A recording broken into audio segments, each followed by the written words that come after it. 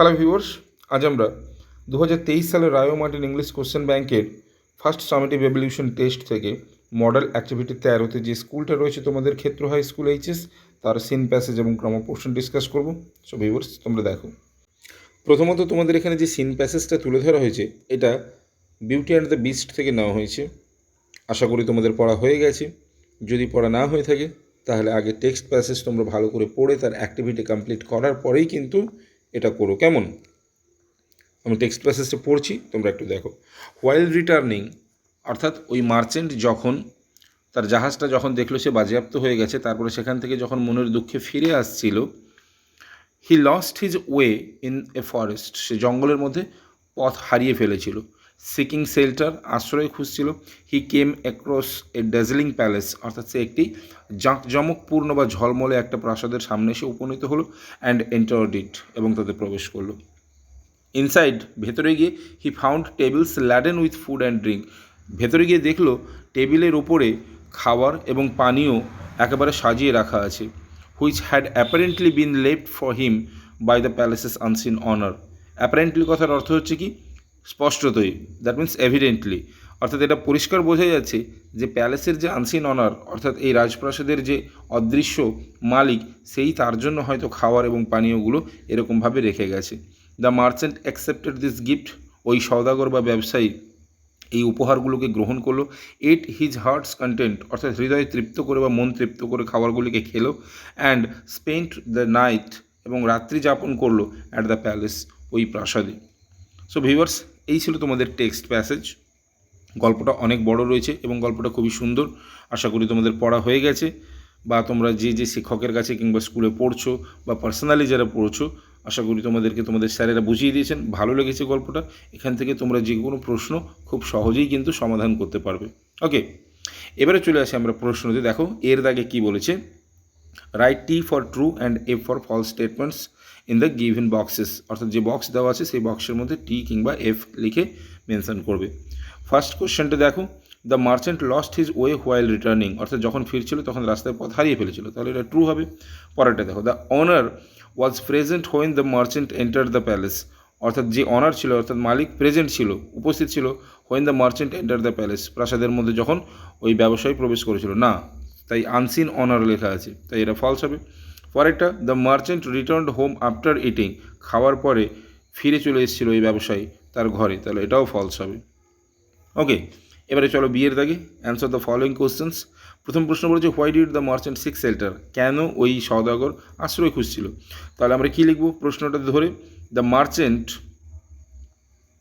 সিকের যেহেতু ডিড রয়েছে তাহলে সিকের পাস্ট ফর্ম কী হবে? সাউট, SOUGHT, সাউট। ওকে, এই লাইনটা তোমরা দেখো, while returning he lost his way in forest, seeking shelter দেওয়া রয়েছে। ওকে, তাহলে এখান থেকে আমরা কী লিখব?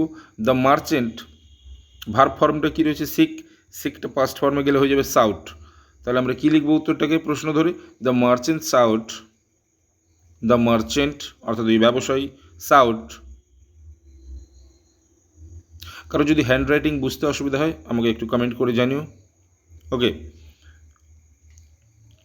দ্য মার্চেন্ট সাউট শেল্টার, অর্থাৎ ওই ব্যবসায়ী আশ্রয় খুঁজছিল, সাউট শেল্টার, বিকজ, কারণ, কারণ কি?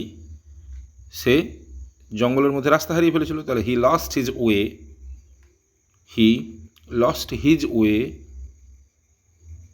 খুবই simple, he lost his way, রাস্তায় পথ হারিয়ে ফেলেছিল, কোথায়? জঙ্গলের মধ্যে, ইন দ্য ফরেস্ট,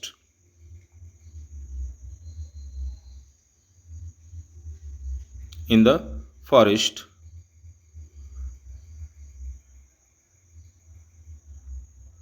হোয়াইল, যখন সে বাড়ি ফিরছিল, তাহলে while returning home, while, WHILE, while returning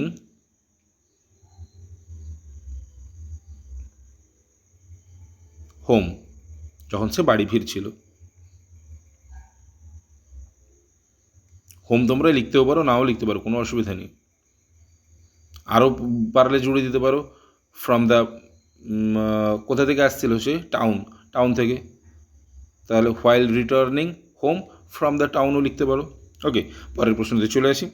what did the merchant see after entering the palace? অর্থাৎ ওই সওদাগর প্রাসাদে প্রবেশ করার পর কী দেখলো? তাহলে কী লিখব? দ্য মার্চেন্ট স, ওই ব্যবসায়ী বা সওদাগর দেখেছিল, দ্য মার্চেন্ট স কী দেখেছিল? টেবিলটা খাওয়ার এবং পানীয়তে বোঝাই করেছিল বা ভর্তি ছিল। তাহলে the merchant saw the tables, তোমরা দেখো এই লাইনটা এখানটা থেকে পেয়ে যাবে উত্তরটা। He found tables laden with food and drink. Okay, তাহলে তোমরা কি লিখবে? The merchant saw the tables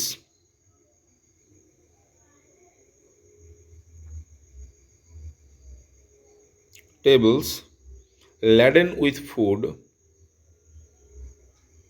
laden, laden with food and drink, খাওয়ার এবং পানীয়তে, ফুড অ্যান্ড ড্রিঙ্ক। তারপরে তো প্রশ্নতেই আছে আফটার এন্টারিং দ্য প্যালেস, ওটাই লিখে দেবে, after entering the palace.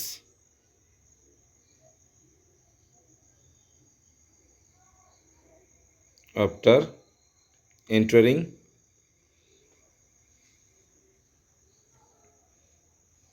The palace.